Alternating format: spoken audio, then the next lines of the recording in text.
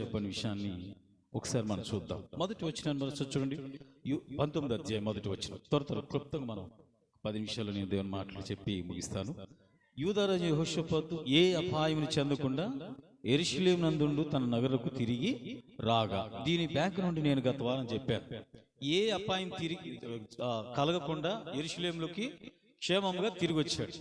So దానికి కారణాలు ఏంటి అనేది మనం ముందు విషయాలు మనం నేర్చుకున్నాం. అది గత కాలంలో మీకు సందేశాన్ని అందించాం. ఆయన తిరిగి రాగానే జరిగిన సంఘటన చూడండి, 2వ వచనం. దీర్ఘదర్శి హనాని కుమారుడు యెహూ అతన్ని ఎదుర్కొని పోయి రాజైన యెహోషాపాతు ఇలాగూ ప్రకటన చేసి, ఏమని? నీవు భక్తిహీనులకు సహాయము చేసి యెహోవా శత్రువులు స్నేహితులు అయితివి కదా, అందువలన యెహోవా సన్నిధి నుండి కోపము నీ మీదకి వచ్చును అని చెప్పాడు. సో ఇతను భక్తిహీనులకు సహాయం చేశాడట. అందును బట్టి దేవుడు ఆశీర్వాదం కాకుండా దేవుని కోపం ఆయన మీదకి వచ్చినట్లుగా మనకు కనబడుతుంది. సో దీని గురించి నేను గత ఆదివారం మీకు క్లియర్గా మీతో చెప్పాను. కానీ 3వ వచనం చెప్తుంది చూడండి పిల్లలు. అయితే దేశంలోండి నీవు దేవతా స్తంభములను తీసివేసి దేవుని యొద్ద విచారణ చేయుటకు నీవు మనసు నిలుపుకొని ఉన్నావు, నీ యందు మంచి క్రియలు కనబడుచున్నవి. సో నువ్వు ఇలా చేసినప్పటికి కూడా నువ్వు ఆపద నుండి తప్పించబడడానికి గల కారణం ఏంటి చెప్పంటారా? దేవుడు నిన్ను కాపాడడానికి కారణం ఏంటంటే నీలో కొన్ని మంచి పనులు కనపడ్డాయి, లేదా నీలో మంచి క్రియలు ఉన్నాయి. అందును బట్టి దేవుడు నీకు ఈ విధంగా సహాయం చేశాడని అక్కడ ప్రవక్త చెప్పాడు. సో తదనంతరం మనం 20వ అధ్యాయానికి వస్తే ఏం కనిపిస్తుంది చెప్పంటారా? మరి శత్రువులైనటువంటి మోయాబీలు, మొదటి వచ్చిన చూడండి, శత్రువులైన మోయాబీలు, అమ్మోనీయులు, మొయ్యనీయులు అనేటువంటి కొందరు దండెత్తి 3 గుంపుల వారు దండెత్తి వచ్చినప్పుడు ఈయన యెహోషాపాతు ప్రార్థన చేసుకుని దేవుని మీద ఆధారపడ్డాడు. దేవుని మీద ఆధారపడి ప్రార్థన పూర్వకం ధైర్యపడి వెళ్ళటం జరిగింది. యుద్ధంలో జయం పొందడం జరిగింది. పాటలు పాడేవారిని ముందు పెట్టాడు. యుద్ధ ఆయుధాలు ఏమి లేకుండా యుద్ధం జయించడం అనేది జరిగింది. వారే మాటుగాండ ఏర్పరిచిన వారే శత్రువులు ఒకరికొకరు నాశనం చేసుకోవడం జరిగింది. ఇవన్నీ ఇలా జరుగుతున్న కొలది ఇదంతా అయిపోయిన తర్వాత గమనించిన పిల్లరా, యెహోషాపాతు యొక్క చివరి దినాల్లో కొనుకొస్తే, అంటే రాజుగా ఆయన మరి కొన్ని సంవత్సరాల పాటు ఆయన పరిపాలన చేశాడు. ఆ పరిపాలన చేసిన ఆ దినాలు మనకు వచ్చేటప్పటికి చివరి దినాల్లో ఈయనకు ఒక బలహీనత, అంటే యెహోషాపాతుకు ఒక బలహీనత ఉన్నట్టు మనకు కనబడుతుంది. అంటే ఏంటి ఆ బలహీనత అంటే చూడండి పిల్లరా, ఇప్పుడు మనం చదువుకున్నాం చూడండి, 35వ వచనానికి వచ్చేద్దాం. అంటే మీకు ఆ బ్యాక్గ్రౌండ్ అంతా అర్థం అవడానికి నేను మళ్ళీ కొంచెం 20వ అధ్యాయంలో జరిగినటువంటి స్తుతి ద్వారా గొప్ప కార్యాలు అక్కడ జరిగాయి. శత్రువు పైన జయం అనేది రావడం జరిగింది. ఇది మనం చూస్తున్నాం. ఇప్పుడు చూడండి పిల్లరా, ఇవన్నీ జరిగిన తర్వాత ఏం కనబడుతుంది? 35వ వచనం. అందుకని చూడండి, ఇది అయిన తర్వాత యూదా రాజు అయిన యెహోషాపాతు మిక్కిలి దుర్మార్గంగా ప్రవర్తించిన ఇశ్రాయేలు రాజైన అహజ్యాతో స్నేహం చేసెను.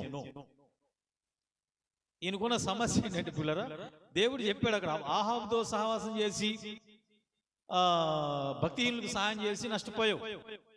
ఏదో నీలో దేవుడు కొన్ని మంచి క్రియలు చూశాడు కనుక దేవుడు నిన్ను కాపాడాడు. అపాయం రాకుండా నిన్ను క్షేమంగా నువ్వు యెరూషలేముకు తిరిగి వచ్చావు. ఇంతవరకు బాగానే ఉంది. సమస్య వచ్చినప్పుడు, శత్రువులు వచ్చినప్పుడు దేవుని మీద ఆధారపడ్డాడు. ఇవన్నీ బాగానే ఉంది. కానీ మరలా ఈయనకున్నటువంటి బలహీనత ఏంటంటే పిల్లరా, మరలా దుర్మార్గంగా ప్రవర్తించినటువంటి అహజ్యతో స్నేహం చేశాడు. చూడండి ఎందుకు ఈ మాటలు చెప్తున్నాడు. అక్కడ భక్తిహీనులకు నువ్వు సహాయం చేసావు అని చెప్తున్నాడు. ఇక్కడికి వచ్చేటడికి దుర్మార్గంగా ప్రవర్తించిన అహజ్యతో నువ్వేం చేసావు? స్నేహం చేసావు అంట. సో ఇక్కడ 2 విషయాలు మీతో మొత్తంగా జాగ్రత్తగా అర్థమని చెప్తాను చూడండి పిల్లరా.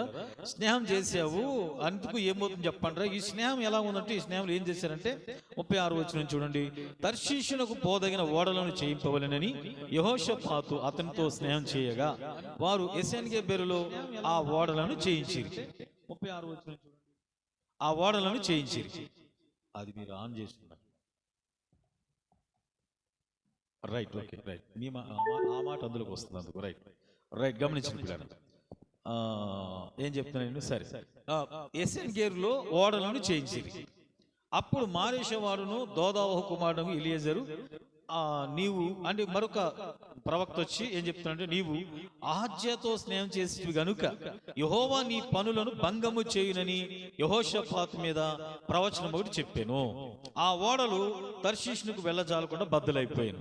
సో వీటిని గురించి మీరు క్లియర్గా అర్థం చేసుకోవాలంటే ఒక ఉదాహరణ మీకు అర్థం చెప్తుంది. మొదటి భాగం ఏం చెప్తుందంటే, భక్తిహీనులకు సహాయం చేశావు.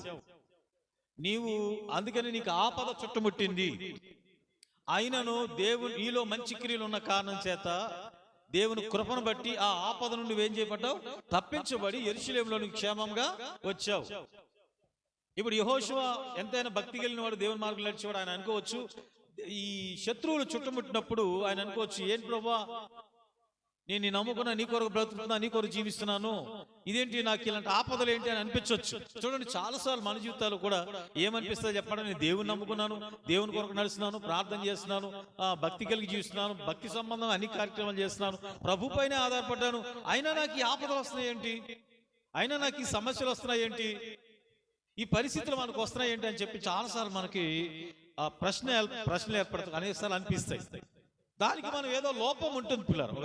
ఒక సమస్య వచ్చిందంటే దానికి కారణం లేకుండా ఉండదు. అందుకని ఆ కారణాన్ని దేవుడు ఈ 19వ అధ్యాయం యెహూ ద్వారా, దీర్ఘదర్శి అయినటువంటి యెహూ ద్వారా స్పష్టంగా చెప్పిస్తున్నాడు. ఇదిగో నువ్వు ఇలా చేసావు గనుక ఇందుకే నువ్వు ఆపదలు పడ్డావు, నీకు సమస్య అందుకే వచ్చింది అని ఏం చేశాడు చెప్పండిరా, అక్కడ హెచ్చరించడం జరిగింది. కానీ గమనించిన పిల్లరా, ఈ వ్యక్తి ఈ విషయాన్ని మనం అర్థం చేసుకోవాలి. అందుకనే మనం ఎవరికి మేలు చేస్తున్నాం, ఎవరితో సహవాసం చేస్తున్నాం, ఎలాంటి వ్యక్తులతో మనం నడుస్తున్నాం అనేది ఎప్పటికప్పుడే మనం పరిశీలన చేసుకోవాలి. ఒకవేళ మనం బాగుండొచ్చు, కానీ మనం నడిచేటువంటి వ్యక్తులు సరిలేని వారు అయితే గమనించిన వాటి పర్యవసనాలు మన మీద కూడా పడతాయి, మనం కూడా చిక్కుల్లో పడతాం. ఆహాబు ఎలాంటి వాడు అంటే పిల్లరా, అతడు దేవుని వ్యతిరేకించిన వాడు, ప్రవక్తలు వ్యతిరేకించిన వాడు. అలాగనే ఇంకా చెప్పాలంటే ఆహాబు ఎలాంటి వాడు అంటే మరి విగ్రహారాధన లేదా ప్రోత్సహించిన వాడు, అన్య స్త్రీలతో వివాహం చేసుకున్నటువంటి వాడు, ఇలాగ దేవునికి వ్యతిరేకంగా జీవించాడు. ఆహాబు లాంటి వాడనే సంగతి ఎవరు తెలుసు అంటే యెహోషాపాతుకు తెలిసినా సహవాసం చేశాడు. అందుకే అతను ఆపదలో చిక్కుకున్నాడు.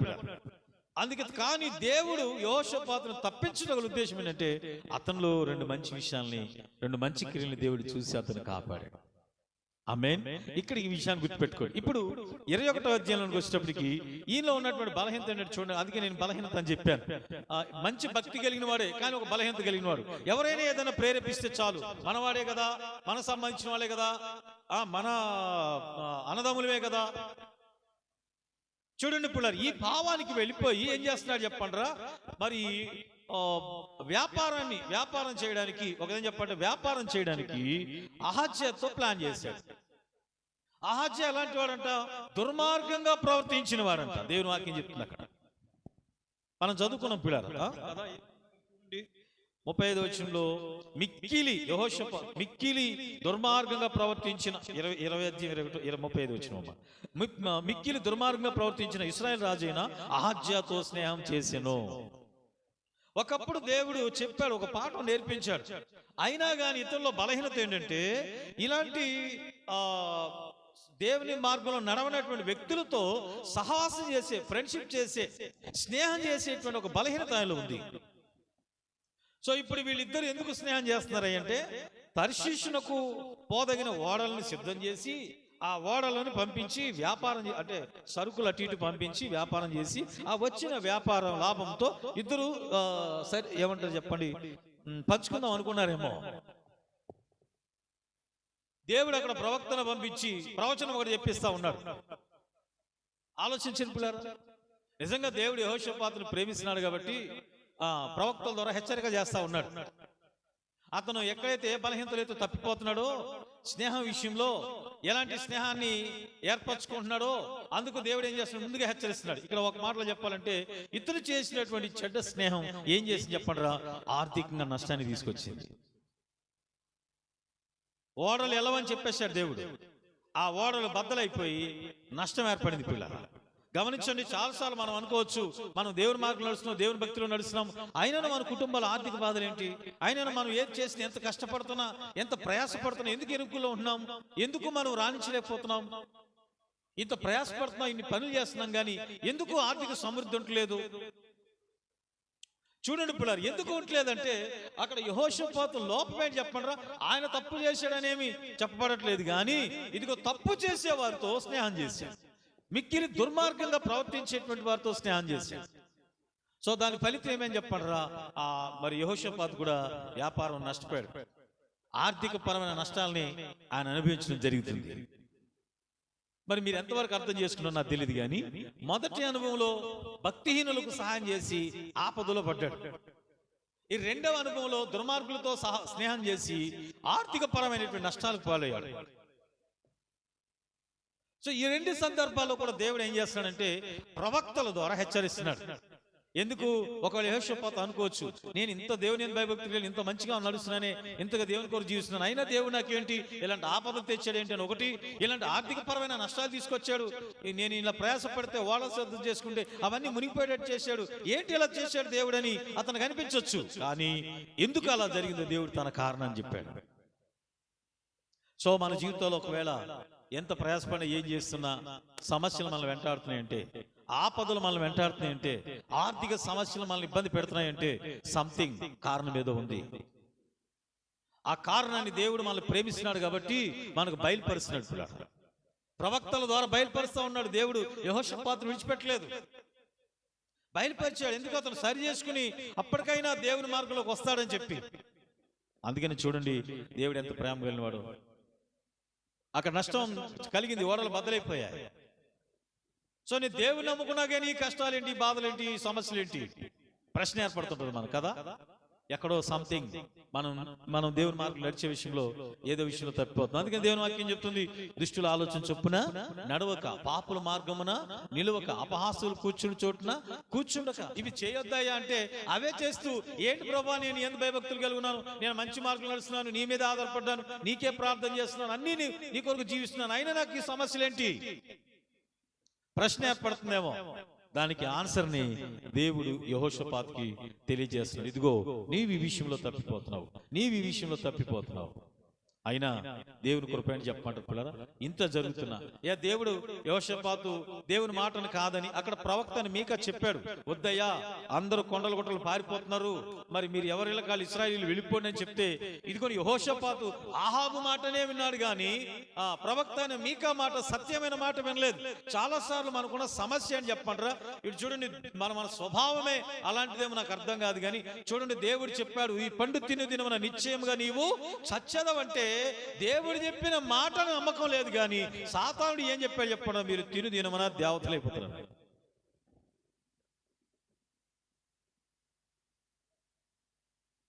చూడండి, ఆలోచించండి పిల్లరా.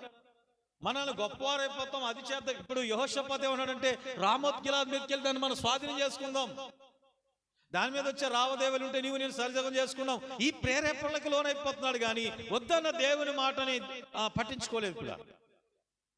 ఇక్కడ కూడా చూడండి, వ్యాపారాలు చేయడానికి మిక్కిలి దుర్మార్గుడు అని అతని గురించి చెప్పబడుతుంది. అతని గురించి తెలిసి కూడా ఏం చేస్తున్నాడంటే అతనితో స్నేహం చేస్తా ఉన్నాడు.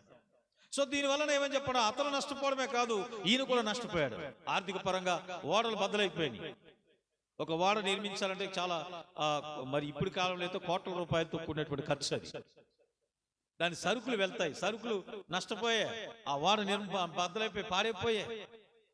చూడండి, వీటన్నిటి కారణం ఏం చెప్పమంటారా, అతడు సరైనటువంటి సహవాసాన్ని, సరైనటువంటి స్నేహాన్ని కలిగి ఉండకపోతున్నాయి. దేవుని బిడ్డ ఉండి దేవుడు అంటే లెక్క లేకుండా దేవుడు అంటే ఇష్టానుసారంగా జీవించే వ్యక్తులతో మరి వారికి సహకారం చేయటం, వారికి భక్తిహీనులతో, అందుకే స్పష్టంగా చెప్పాడు, నువ్వు భక్తిహీనులకు సహాయం చేస్తున్నావు ఒకటి.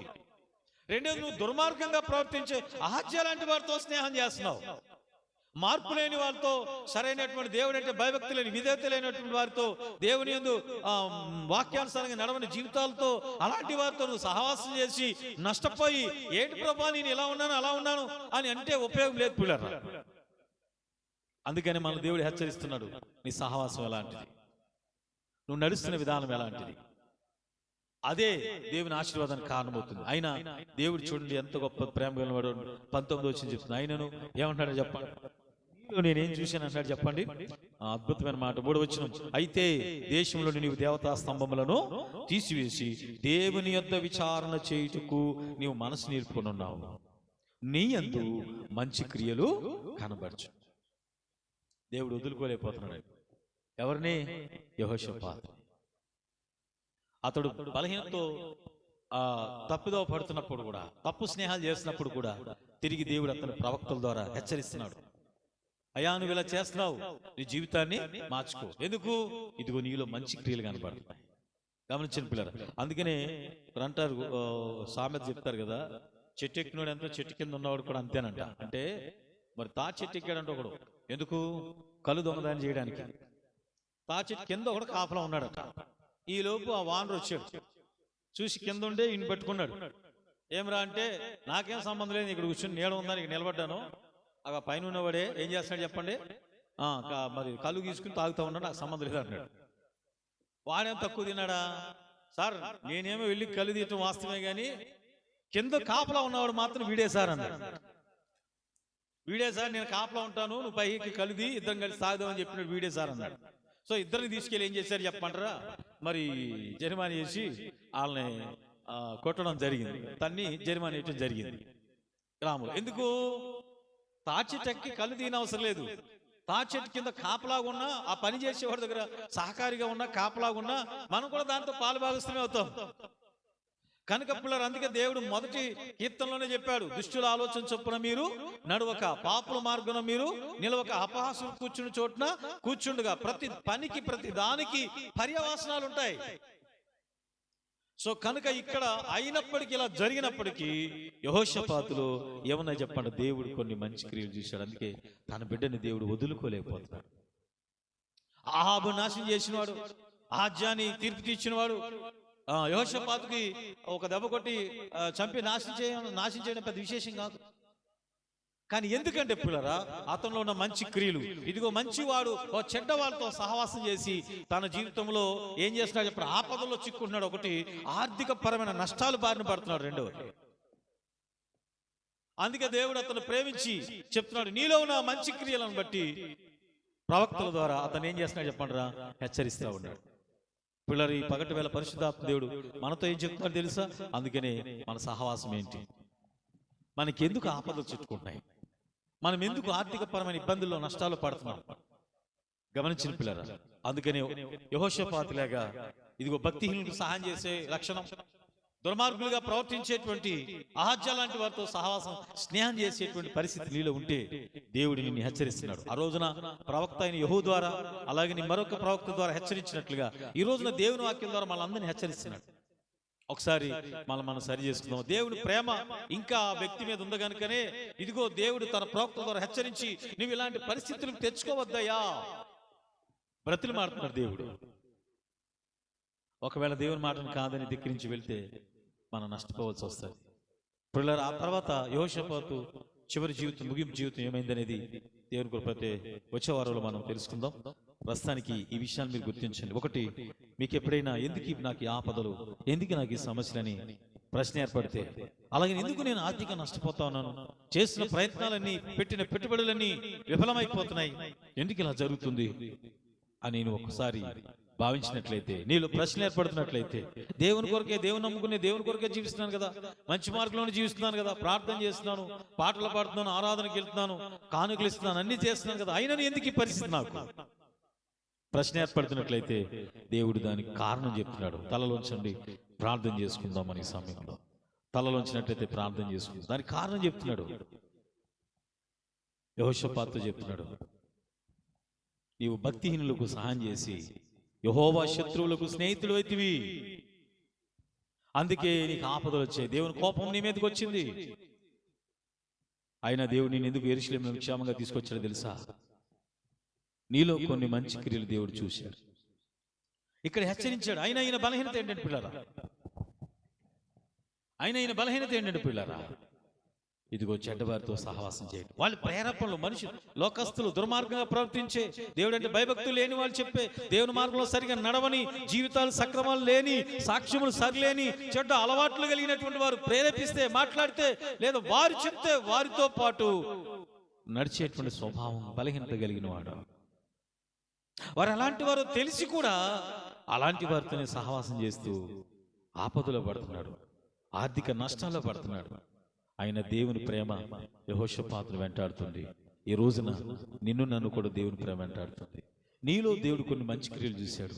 ఇదిగో చెడ్డవారితో, దుర్మార్గంగా ప్రవర్తించే వారితో, దేవుడంటే లెక్క లేకుండా జీవించేటువంటి వారితో నువ్వు సహవాసం చేసి, అలాంటి వారికి భక్తిహీనులకు నువ్వు మరి సహాయం చేసి, నువ్వెందుకు ఆపదలో పడతావు, నువ్వెందుకు నష్టంలో పడతావు? దేవుడు ప్రేమ దయాన కుమారుడా, అలాంటి పరిస్థితి నువ్వు తెచ్చుకోవద్దు. నువ్వు ప్రత్యేకంగా కలిగి నీ ఆత్మీయ జీవితం నువ్వు కాపాడుకుంటూ నా యందు భయభక్తులు కలిగి నా మార్గంలో నడుచుకో. అది నీకు ఆశీర్వాదం. నువ్వు అనుకున్నావు కదా, నేను నీ మీదే మనసు నిలిపి నీ దగ్గరే విచారణ చేస్తున్నాను కదా అయ్యా అని. కానీ ఎక్కడ నీ లోపం తెలుసా? అహాబు లాంటి చెడిపోయిన భక్తి లేనటువంటి భక్తిహీనులతో నువ్వు వాళ్ళు ప్రేరేపిస్తే రామత్ గిలాద్ మీదకి వెళ్తున్నావు నువ్వు. అలాగనే అహజ్యా లాంటి దుర్మార్గంగా ప్రవర్తించే వారితో లావాదేవీలు ఏర్పరచుకుని సహవాసం చేస్తున్నావు, స్నేహం చేస్తున్నావు. నీ ప్రయాసం వ్యర్థమైపోద్ది. ఓడలు నిలబడవు, బద్దలైపోతాయి. ప్రవచనం ఒకటి చెప్పబడింది. ఈ రోజున దేవుని వాక్యం మనం హెచ్చరిస్తున్నప్పుడు మన జీవితాన్ని సరి చేసుకుని నీ సహవాసం ఏంటో, నీ ప్రత్యేకత ఏంటో, నువ్వు దేనికి సంబంధించిన వాడు, నువ్వు ఎలాగ జీవించాలో ఆ విషయాలు ఎరిగి గుర్తించి ఎలాంటి వారితో నువ్వు సహవాసం చేయకూడదో, నీ ఆత్మీయ సహవాసం ఏమైందో ఒకసారి పరీక్షించుకుని ప్రభు కొరకు నిలబడగలవా? ప్రభు కొరకు నిలబడగలవా? ప్రార్థన చేసుకున్నాం పిల్లలు. ప్రభా, ఎక్కడ కూడా నేను యెహోషాపాతులాగా భక్తిహీనులకు సహాయం చేసేవాడిగా, దుర్మార్గంగా ప్రవర్తించే వారితో స్నేహం చేసేవాడిగా నేను ఉండకూడదు అయ్యా. అందువల్ల నా పరిస్థితులు ఇలా ఉంటున్నాయని నీ వాక్యం ద్వారా నాతో హెచ్చరించినందుకు నీకు వందనాలు. నన్ను నేను సరిదిద్దుకుని నీ కొరకు బ్రతుకు, నీ ప్రేమ నీ కృప ఇంకా నా మీద ఉంచినందుకు నీకు వందనాలు ప్రభా అని చెప్పి దేవుని స్తుతించి, అయ్యా నీ కొరకు బ్రతుకుతాను ప్రభా. యెహోవా ధర్మశాస్త్రం దివారాత్రం ధ్యానించబడి దాన్ని ధన్యుడు. అతడు నీటి కాలం వేర నాటబడిన వాడై ఆకువాడక తన కాలమందు ఫలమిచ్చు చెట్టు వలె నుండును. అతడు చేయనదంతయు సఫలమగును. ఎందుకు యెహోషాపాతుకి ఇక్కడ విఫలమైపోయింది? అతని స్నేహం సరిలేదు. అందుకే వారితో పాటు ఈయన కూడా నష్టపోయాడు. ఆలోచిస్తున్నారు పిల్లలు. ఒకసారి మనం పరీక్షించుకుందాం, మన భక్తి జీవితాన్ని పరీక్షించుకుందాం, దేవుని కొరకు నిలబడదాం. యెహోషాపాతు లాంటి బలహీనత, ఇతరులు ప్రేరేపిస్తే, ఇతరులు ఏదో చెప్తే వాటికి లోనైపోయి దేవుని మాటను, దేవుని విషయాలను, దేవుని సహవాసాన్ని, దేవునితో నడవలసిన విధానాలు ప్రక్కన పెట్టేసి లోక సంబంధంగా ప్రేరేపితం అయిపోతున్నామేమో, భక్తిహీనుల ప్రేరేపణకు లోనైతున్నామేమో. దేవుడు హెచ్చరిస్తున్నప్పుడురా, ఆయన దేవుని కృప యెహోషాపాతు మీద ఉంది. ఎందుకో తెలుసా? ఇదిగో గమనించండి. ఎందుకంటే నీలో మంచి క్రియలు నేను చూశానయ్యా. ఎందుకు నువ్వు ఇలా అయిపోతున్నావు?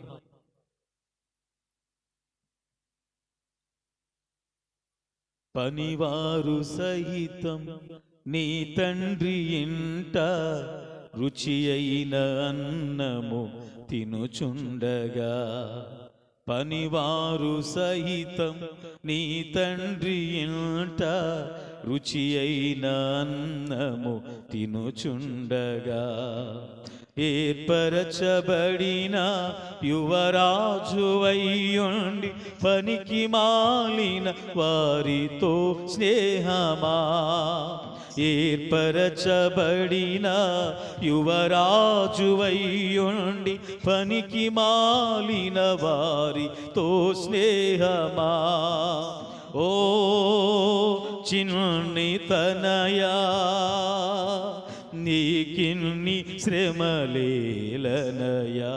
నీ తండ్రి ప్రేమను కనవా, నీ ఇంటికే తిరిగి రావా, ఓ చిన్ని తనయా నీకిన్ని శ్రమలేలనయా, నీ తండ్రి ప్రేమను కనవా, నీ ఇంటికే తిరిగి రావా, చాచిన చేతులతో ఎదురు చూచుచుండేనో, వేచిన నీ తండ్రి కనులు నిదుర ఎరుగక ఉండేనో. ప్రేమగల తండ్రి ఆ చిన్న కుమారుడు తప్పిపోయి లోక స్నేహం చేసి తండ్రి ఆశీర్వాదాలు పోగొట్టుకుంటే ప్రేమతో ఎదురు చూస్తూ ఉన్నాడు. తండ్రి సహవాసాన్ని, తండ్రి స్నేహాన్ని పక్కన పెట్టి లోకస్తుల సహవాసాన్ని, లోక సంబంధుల సహవాసాన్ని, స్నేహంతో వెళ్ళిపోయినటువంటి తన జీవితంలో నష్టపరుచుకున్న, నాశనం తెచ్చుకున్న ఆ చిన్న కుమారుని గురించి వేదన పడుతున్నాడు తండ్రి. అదే ప్రేమ ఇక్కడ యెహోషాపాతు దగ్గర దేవుడు చూపుతున్నాడు. నా కుమారుడా, నీలో మంచి క్రియలు ఉన్నాయ్యా, ఎందుకు నువ్వు భక్తిహీనులతో సహవాసం చేస్తున్నావు? దుర్మార్గులతో నువ్వు ఎందుకు సహవాసం చేస్తున్నావు? స్నేహం చేస్తున్నావు? ఎందుకు వారితో చేసి ఆపదలు ఎందుకు పడతావు? ఎందుకు ఆర్థిక సమస్యలు తెచ్చుకుంటున్నావు?